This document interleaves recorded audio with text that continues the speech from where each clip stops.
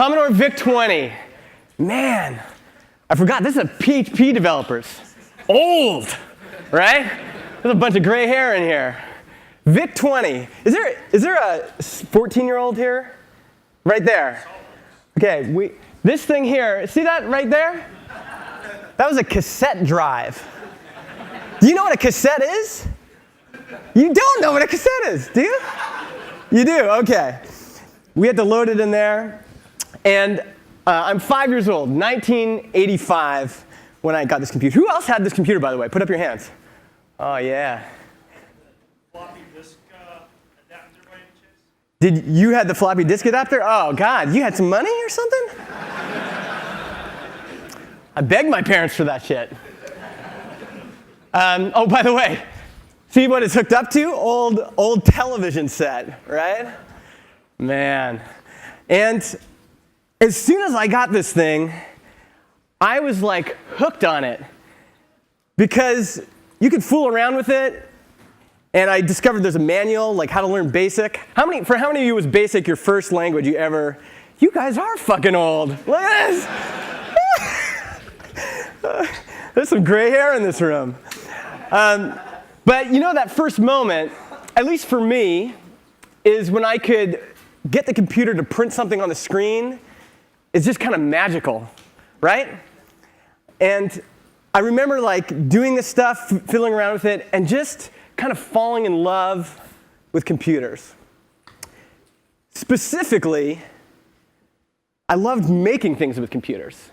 I loved being able to like create a little program for my brothers or my parents, like show off a little bit, show off to your friends, being able to have them push a button and change colors or whatever we did back then.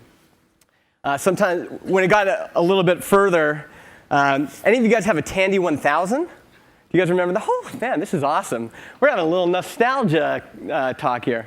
But I used to edit the auto exec bat and make it seem like there was a virus on my computer. So when my dad loaded up, any of you guys do that?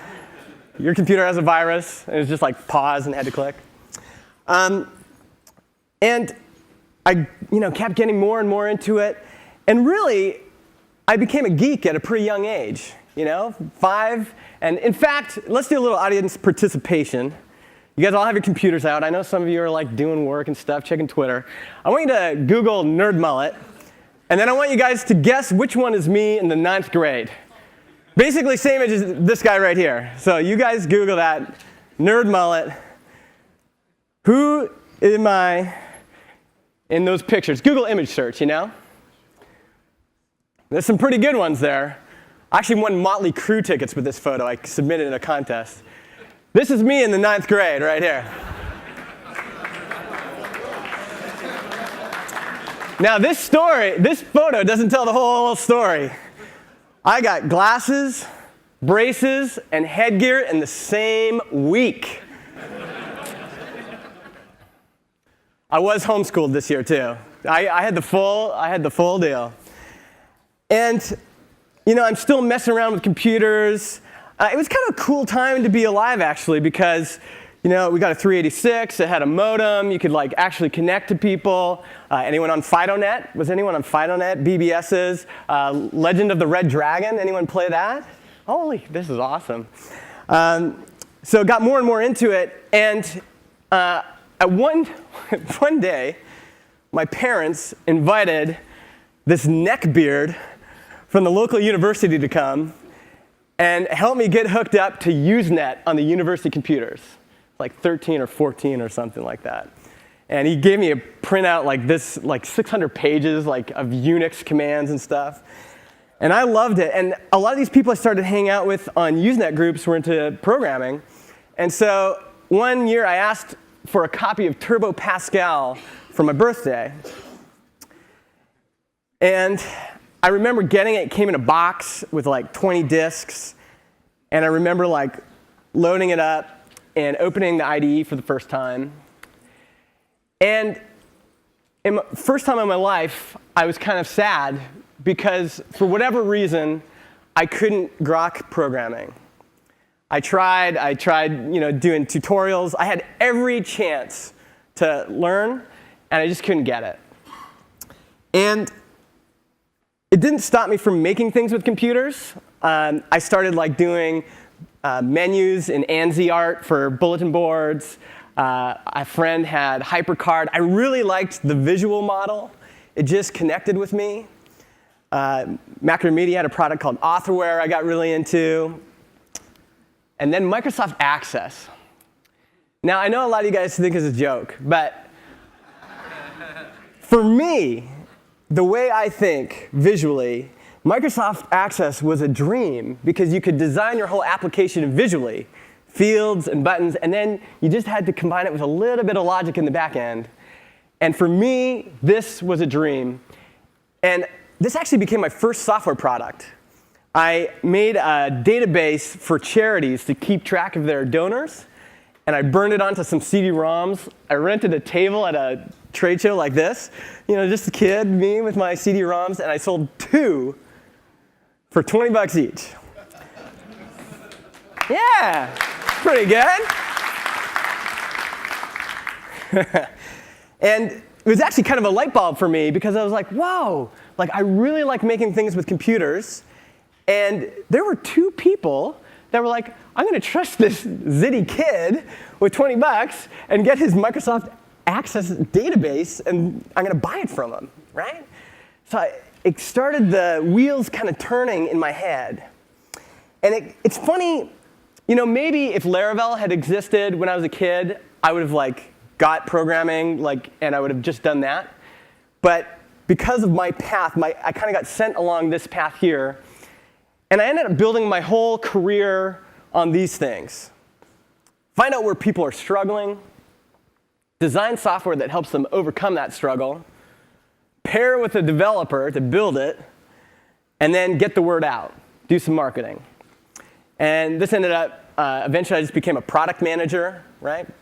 And did that with a bunch of startups in Edmonton and Portland and San Francisco.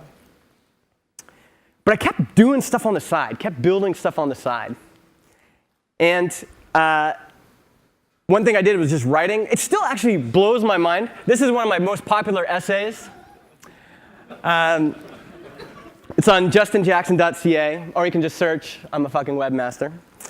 I got on CBC Radio for this, and they had to bleep out every time I said that. It was pretty fun. But I did a lot of writing. What was I going to say? Oh, this still blows my mind, by the way. I was 13 when Mosaic came out, and the idea that a kid in Stony Plain, Alberta, could write something with HTML, which I could totally understand, publish it, and then people around the world could read it, that's amazing. It's still amazing to me that that's possible. And then I started a podcast on the side, too, called Product People. And I started to build an audience, mostly of software developers. I worked all day with software developers during the day, and then most of the people that read my stuff and listened to podcasts, software developers. And as I kind of went along, I started getting this question a lot. I just built an app. How do I get people to use it? How do I get customers? Have any of you guys ever asked that before? All right. All right, it's OK. Put your hands up. You don't have to be. You're in good company. And so I answered this question so many times that I'm like, I'm just going to write a book about it. So I wrote a book called Marketing for Developers. I think I released it in 2015. And it did really well. I think I've sold 5,000 copies or something like that. And one thing I realized is that when a developer learns marketing, they're basically unstoppable. It's like giving a developer steroids. See, me, just a jackass, you get product and marketing, and you get a little bit of fire. But then I saw people and this is what ended up happening, actually, this is the little fire I was able to create, is on the side, I started earning income from all this stuff I was making, right? And so in 2012, I made $10,000 on the side, and then doubled it to 20, and then to 40,000. Then 2015, I released that book, and I made 66,000. I thought, you know what? Maybe I can actually quit my job and move to a ski town and just do this. And so that's what we did. And then the first year I went independent was 2016, did about 150,000, and it's kept getting better. This is my little fire, product and marketing together, little fire. But then assholes like this came along, and Taylor too, and they combined code and product and marketing, and they had a fucking forest fire, Like, they can, create a lot of fire. And so that's kind of my message today, is it is way easier for you as a software developer to learn some product and marketing skills than it is for a jackass like me to learn some programming skills. And that's a big deal. I'm happy, I got my little fire, but you guys could make a lot of fire. So if a jackass like me can do it, you can do it too. All right. So what I thought I would talk about, if I've got any time left, is I want to help you find a cool idea for a Laravel project so that you can make some money. Is that okay? Are you guys into that? Are you guys into that? You want to do that? Okay. All right, let's see if we can help you guys out. Here we go. I'm going to talk about one mistake I see all the time, and then 4 action steps. And if I have time after, you can ask questions. And I'm okay if you guys have a real a real dick question. If you want to ask me something and be like, hey, what about this? Ask me whatever kind of jerky question you want. It's fine. So take out your notepads, mark those down. Okay, mistake number 1, and this is the one I think I'll get some pushback from. People need my app, they just don't know it yet, right? And I get this question all the time. One person said, I've just built this software, and there's no need in the market. They said that. There's no market demand for it, but I know people need it. I think you got to realize how people actually take action. And I have a friend, James Clear, he's a super smart guy, and he says this is how people take action. First, they notice something, then they have the desire, they want it, then they do it, they take action, and then they end up liking it. So let me take this through. You guys heard about Laravel, right? And then you're like, holy shit, this is powerful. I got to get into this. So you wanted to learn more. How many of you, your gateway drug was Laracasts? Wow. Where is that guy? That guy's like a ghost. You never see that guy.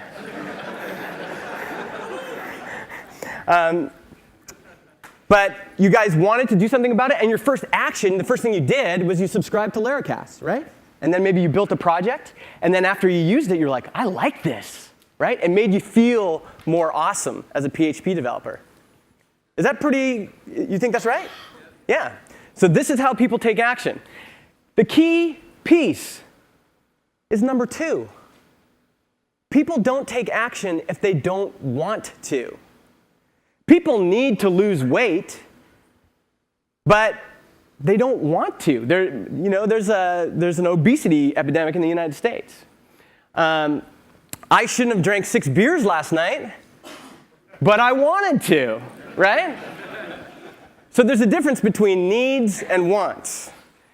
And people buy apps for one reason only. They want their life to be better, and usually right now.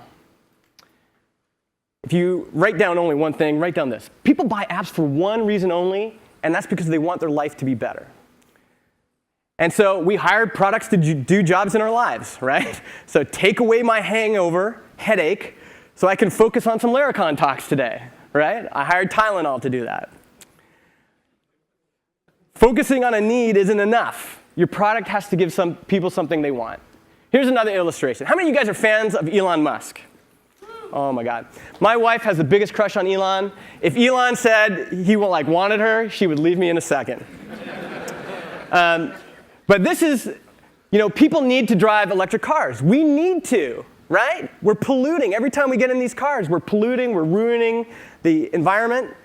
But people don't want to drive this car. They want to drive this car, right? So what did Elon do? Elon's actually a perfect example of an engineer who combines product and marketing with his technical know-how. He didn't build a shitty little electric car like this that everyone else had done. He built a badass sports car, right?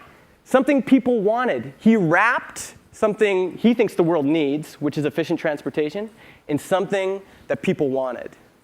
Super important. Okay. How do you guys build something with Laravel that people want? Here's the steps. Now, I should give a disclaimer here. These are just the steps that have worked for me.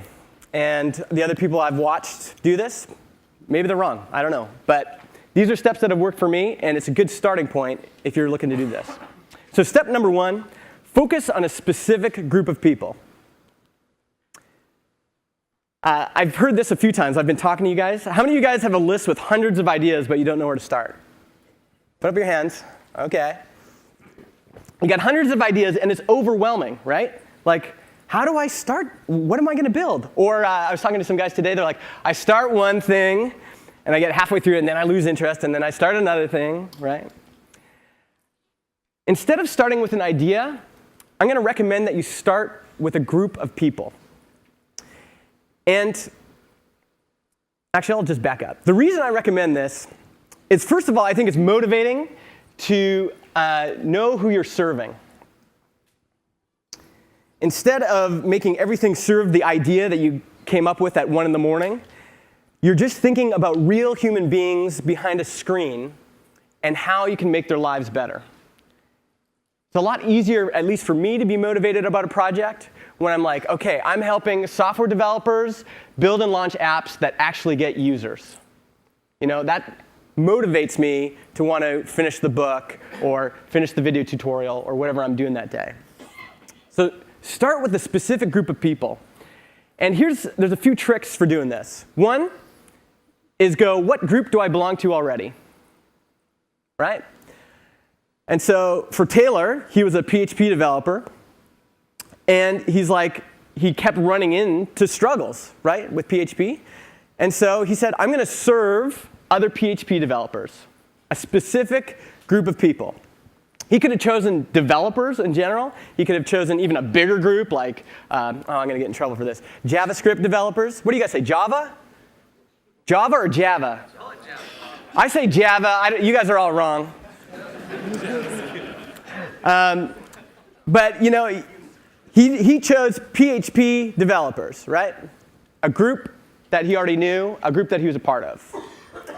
Another hack, how many of you are freelancers, consultants, work in an agency? OK. Or have a boss? OK. If you are in any of those groups, if you are a freelancer, a consultant, or you have a boss, one good trick is to say, what group is already paying me for my time and expertise? And let me give you an example. If you are a consultant right now, you have the best viewpoint for product ideas because you already have people coming to you paying you for stuff. What kind of customers are paying you right now? Here's an example. This is my friend Francois's consulting company. And all they ended up doing, it just happened, was basically building websites and apps and plugins for Shopify stores. That was his business. That was his clientele. And this same feature request kept coming up over and over and over again. And it was basically this. Now, this idea sounds completely stupid to me, but there was demand from his clients. This is the thing. We can't always see from the outside what's going to be a good idea, right? And so his clients were saying, we've got these Instagram profiles and galleries, but we want to make all those photos shoppable. We're taking these beautiful photos, but we want to make them shoppable. So all this app does is it sucks your Instagram photos into a gallery in Shopify and makes them shoppable. Now, to some of us that are technical, we're like, man, it's almost grating. It's like you still have it over here in Instagram, and then you've got it over here too. Like, what's the point? But he kept getting this feature request over and over and over again. And after he built the plugin once or twice, he's like, I'm just going to turn this into a software as a service. And he called it Like to Have It, which I, again, don't think is a great name. But he is making a really good living off this application. It was profitable his first year. He quit consulting full time. And if you're consulting or freelancing or even an employee, you can look at the problems your customers are having, and are there any patterns? What do we see over and over and over again? Okay, step number 2 is to observe their struggle. This is a mindset. You got to kind of switch. Instead of just being a passive kind of worker that, I think one of the worst things we ever did in the product development process is we got in this pattern of just giving developers specs. Here's the specs, go build it. Here's the specs, go build it. Here's the specs, go build it.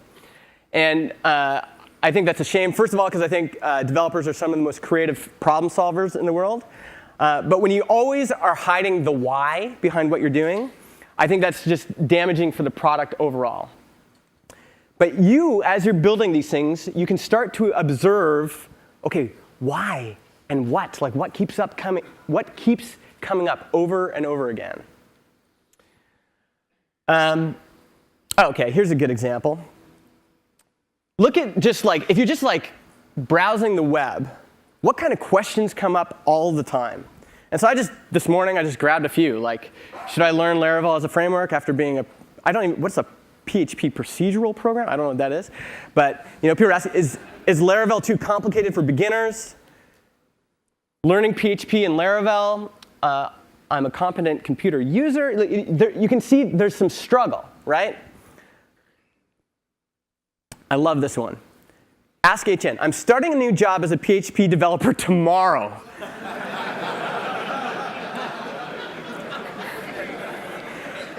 And we're laughing, but we can feel this guy's pain, right? He's like, shit. And he says, this part here, is there anything you could recommend? I haven't worked with PHP in years, and I'm worried about my performance. And this is the guy that goes out and buys Laracon that night and watches all the videos, right? And so, yeah, Jeffrey comes along with a solution to all of this struggle. The struggle that was clearly just out there for all of us to see, right? And maybe some of you missed it. Like you were a PHP developer and you're like, man, I really want to learn Laravel, and there was just nothing and nothing and nothing, and all of a sudden, Jeff comes up with a solution. You're like, that is perfect, right? All right.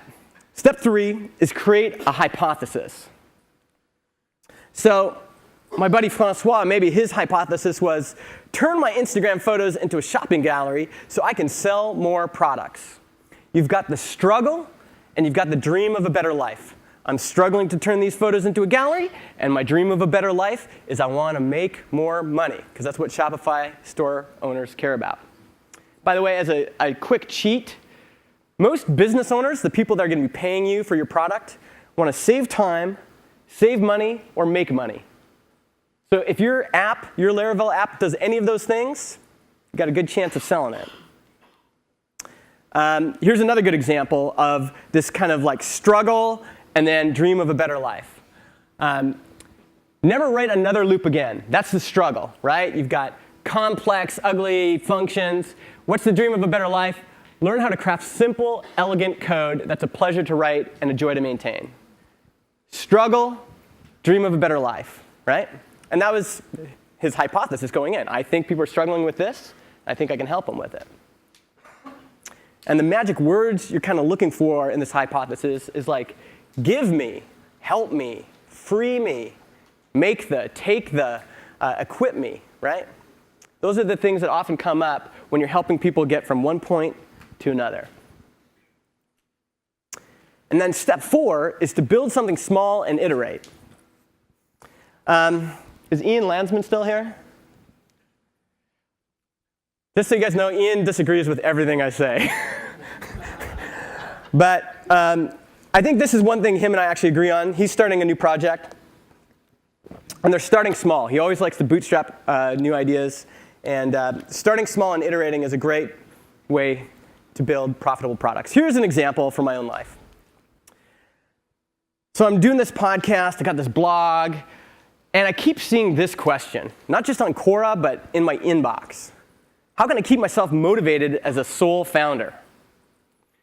And so I started asking people about it. Not only on Twitter, by the way, but in real life. If you've encountered me here, you know I ask a lot of questions because I want to hear from people in real life. I want to know what they're thinking. I want to kind of dig down into kind of what motivates them. And so, as solo founders, do you have some sort of support group that keeps you motivated? Patrick McKenzie responds and says, yeah, I've got this campfire group. It's been really great. And then Nate Cotney responds. He's the CEO of Highrise now. And he says, I would like to join one of these groups. And then there's a bunch of other people that said, yeah, I'm looking for that too. So one day I had a really bad day at the job. I was like angry. We hadn't shipped anything in a long time. And I was like, you know what? I'm going to go home and I'm going to launch something tonight and make $1 tonight. Just to spite all of those people, right? And so I went home with this hypothesis. Give me a support group so that I can stay motivated in my business. And I launched this. Just fucking do it. A campfire chat for solo founders, bootstrappers, and anyone launching their own thing. And it was $10 a month. And I started with like 12 spots, and then those sold out, and then 6 spots, and then I kept 1 spot. I kept opening new spots, 10 spots. And so basically all it was is I took your money, and then I sent you a link to the campfire chat. That was it at the beginning. But it, oh, did I just lose my? It sold out in, oh, what's going on here? We'll skip that. Java update. Classic. It sold out in one day. In fact, the worst thing is I was just like manually shifting gears. Like it was like, okay, I'll open it up, and I would just like change the hyperlink on the landing page from like sold out to the actual checkout. And then I accidentally went to sleep and left it in, and I was only supposed to have 20 members, and I ended up having 36 people register overnight, right? But it sold out. And it kind of showed me like, whoa, there's some interest here, right? Even with this little dinky thing. And it's continued to evolve since then. My wife made me change the name. Now it's called Product People Club. It was a little bit too hard during like career day with the kids, you know? So this is what it looks like today. There's actually a few people here in Product People Club. It's a forum and a bunch of other things.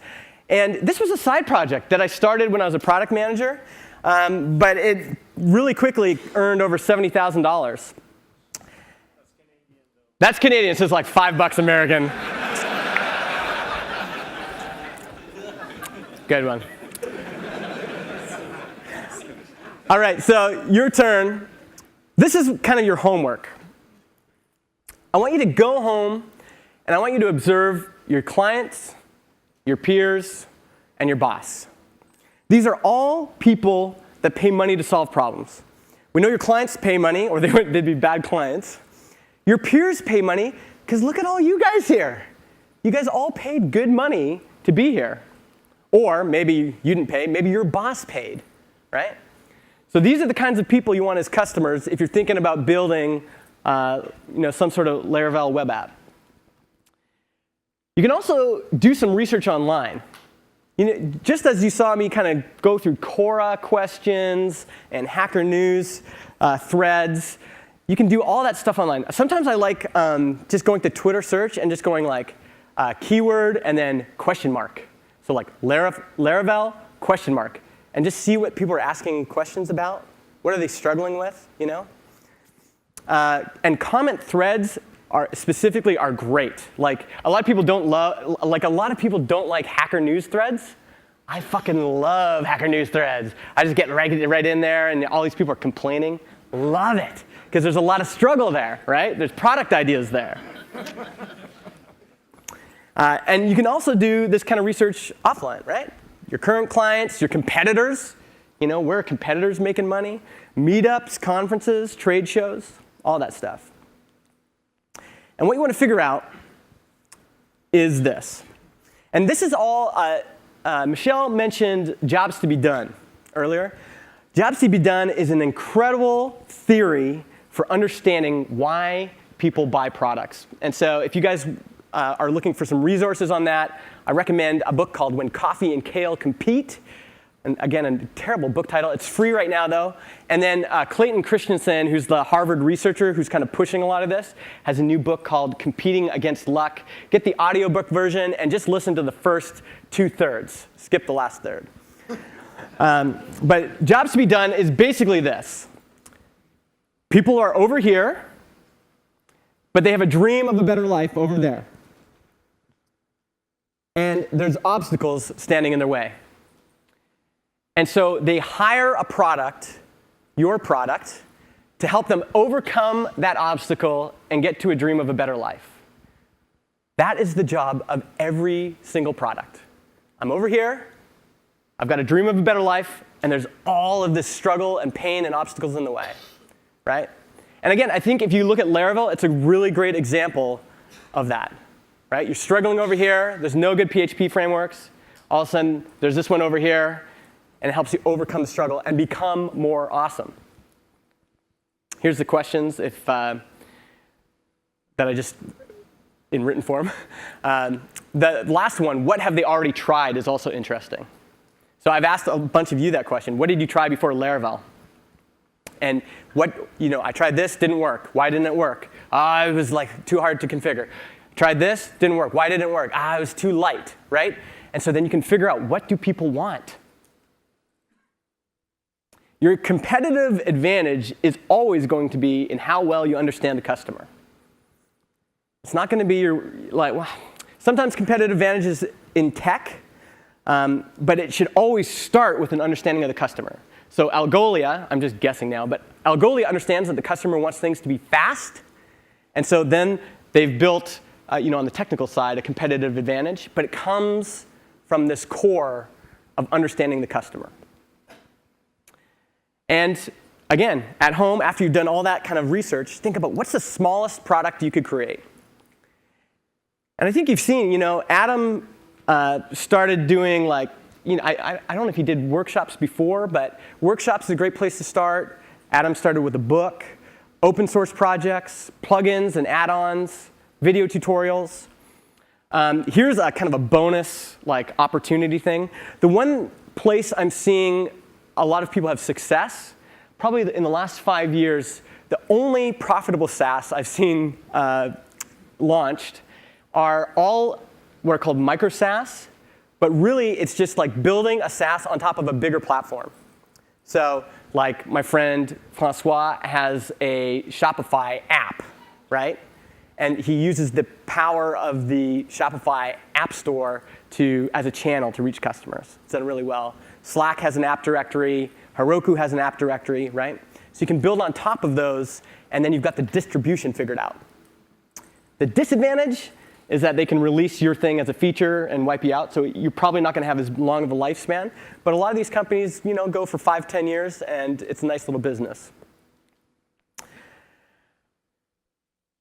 The only other kind of tip I'm going to give you is before you start coding, before you do anything, create a landing page with an email sign-up form.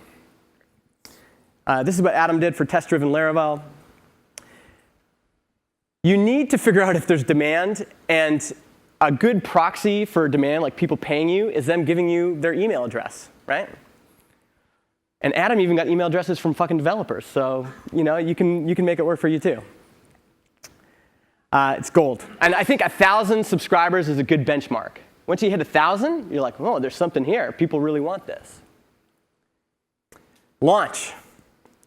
Get your first $1, listen to feedback, and then iterate. And as you're listening to feedback, I want you to remember this. There's only 2 people you should listen to, someone who has just paid for your app or someone who's just canceled. There's a lot of people that will give you feedback, and their opinion doesn't mean shit. Just don't listen to them unless they just paid you or they just canceled. I don't listen to anybody that has not either been a customer, right? And neither does Jason. So I'm hoping that we've switched from what cool app could I build, which is just kind of really general, and how could I make a specific group of people more awesome? And I think I'll end with this. I don't know what time it is. 3. Oh, am I way over? No, I'm OK. This is a picture of my family. How many of you guys have kids? Yeah, I know. I saw it. The old people. Making things with computers is what provides a living for these people. And it's been one of the kind of most amazing things in my life is to be able to do this independently, to have carved out this little business and to provide a life for them. And that's actually my dream for all of you too. Whether you do it full time or not, there's something about having a little thing on the side that you built, that you launched, that makes a difference to a group of people, makes their lives better, and helps you earn a little bit of independent income on the side. There's something about that feeling, about carving out a little bit of independence for yourself that I've found very empowering. And so that's my hope for you guys too. And that's it. I'm relaunching the book. It's at devmarketing.xyz. Z. All right. And thanks for your time, guys.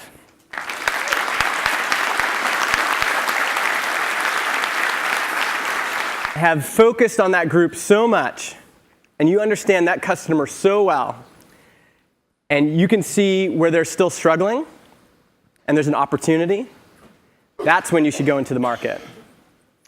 But there's actually a great example of this right now. Dating Ring. Have you guys heard of Dating Ring? You remember that? They were on the Startup Podcast.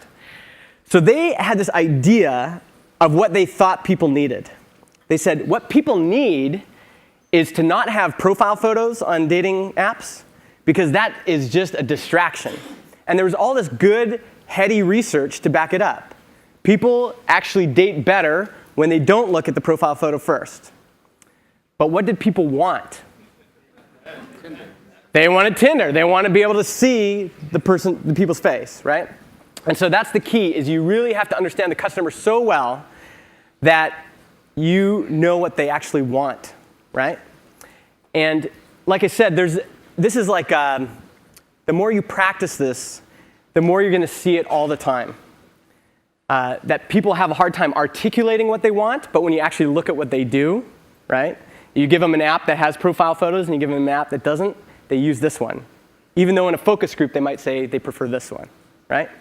So that's when I would go into a competitive space. If you are so embedded in that group and you're like, I understand this group, I'm passionate about this group, I see their struggle, I think I can help them have a better life, that's when you should go in. Because your competitive advantage is that you know the customer better than anyone else. Does that make sense? This is the old joke was I get hundreds and hundreds of emails from software developers, and for a while there, it was like everybody wanted to build software for realtors.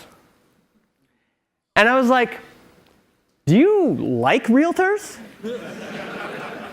And they said, no. I'm like, do you want to go to trade shows and hang out with realtors? And they said, no. I said, do you want to get hundreds of emails from realtors every week for the rest of your life?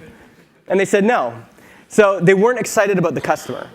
But if they were excited about the customer, then go and serve realtors and build something for them, right? At least that's been what I've seen succeed. And I think you could. I think there's space in dating because there's still a lot of struggle. I can't imagine dating right now, right? There's a lot of struggle there still. And maybe there's a lot of struggle with a specific group of people that you could serve. That would be interesting too. Yeah? How would you go about marketing and building a user base that's serving, like a dating app, two different user bases where you're trying to bring people together like a job board or something? Where you wouldn't want to overload one end of it? Yeah. It depends if is it a marketplace or is it, because dating's a little bit different because you're bringing two lonely people together, so they're kind of like the same market. I'm thinking I want to bring together overworked freelancers with the new freelancers trying to get in that don't want to go and help them. Oh, I see. Oh, yeah. Interesting. So so if that's interesting, yeah, you would have to go out and find the struggles of both groups. So you're trying to give the overworked freelancer progress in their life, and you're trying to give the brand new developer progress in their life. They need work, right? Yeah, you'd have to, the nice thing about developers is they kind of all hang out in the same spot, right? Hacker News, Stack Overflow, Reddit, Reddit, subreddits, forums. So you can kind of find both of those groups in the same place, and that's probably where I would start. I would definitely have different landing pages for both, and if you're testing the idea, you want to see if both get equal traction. The other reason I like landing pages is that it forces you to think about distribution right away. So before you go and build this whole product and then are like, shit, I have no way of getting to the customer, the landing page forces you to say, how am I going to get traffic to this website, right? And you might find it's way easier to get traffic to the junior developer page than it is the tired developer page, right? You might find it needs a different approach. Like, how many of you here are overworked developers? Like, you have too much work. OK, so all those hands, put them back up. Read all their faces right now. You go talk to them. That might be the way you get those customers, right? Is you just hustle at events, and you shake a lot of hands, and you write down their names, and you say, hey, I'm going to reach out to you after this. If you have work, then you contact me, and I'll hook you up with these thousands of junior developers that have signed up for my mailing list. That's what Crew did out of Montreal. They built relationships with all of these like kind of high-quality designers, devs, and then they went out and got the work, but they hustled for that. This was like more of a list sign-up, and then the work was kind of over here. So you might need different approaches, but that's why the landing page is so great, is it forces you to think, how am I going to do it? But that was pretty good. There was like quite a few hands there. If there's competition, by the way, that's not always a bad thing. And I would go and see what it was, Overbooked. I would go see what they're doing. Like, go and look what kind of landing pages do they have on their site, what search terms get different things, open it up in incognito, see if they're split testing something. That would be interesting. Do they cookie you on the first visit because you say you're one thing, right? That would be interesting. By the way, you got to talk to Brennan Dunn. I don't know if he's here, but talk to Brennan about serving two audiences with one page. Any other questions before I go? Yeah? How do you gracefully back out of an idea if it doesn't work? So like, let's say you get a couple hundred bites on the landing page. Yeah. I just email them and say, hey, there wasn't enough interest to do this, and so I'm not going to do it.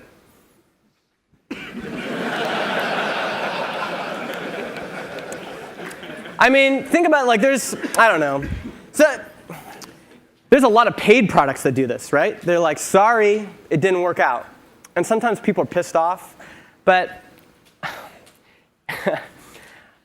trust me, you can't screw up more than I have. Like, I've built so many things, like, and I'm still doing okay.